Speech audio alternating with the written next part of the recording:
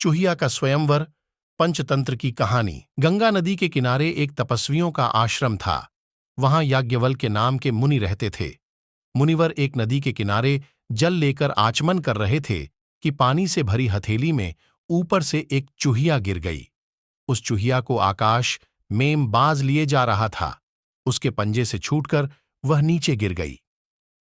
मुनि ने उसे पीपल के पत्ते पर रखा और फिर से गंगा जल में स्नान किया। चूहिया में अभी प्राण शेष थे। उसे मुनि ने अपने प्रताप से कन्या का रूप दे दिया और अपने आश्रम में ले आए।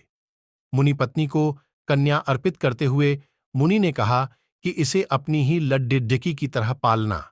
उनके अपनी कोई संतान नहीं थी, इसलिए मुनि पत्नी ने उसका लालन पालन बड़े प्रेम से किया।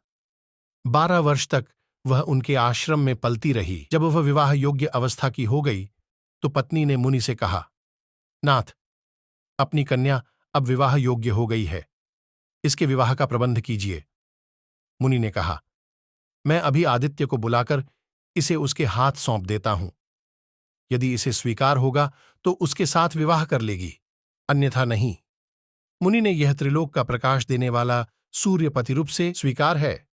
पुत्री ने उत्तर दिया, तात, यह तो आग जैसा गर्म है, मुझे स्वीकार नहीं। इससे अच्छा कोई वर बुलाइए।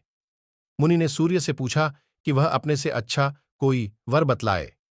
सूर्य ने कहा, मुझसे अच्छे मेघ हैं जो मुझे ढककर छिपा लेते हैं। मुनि ने मेघ को बुलाकर पूछा, क्या यह तुझे स्वीकार है? कन्या ने कहा, यह तो बहुत काला है, इससे भी अच्छे किसी वर को बुलाओ। मुनि ने मेघ से भी पूछा कि उससे अच्छा कौन है?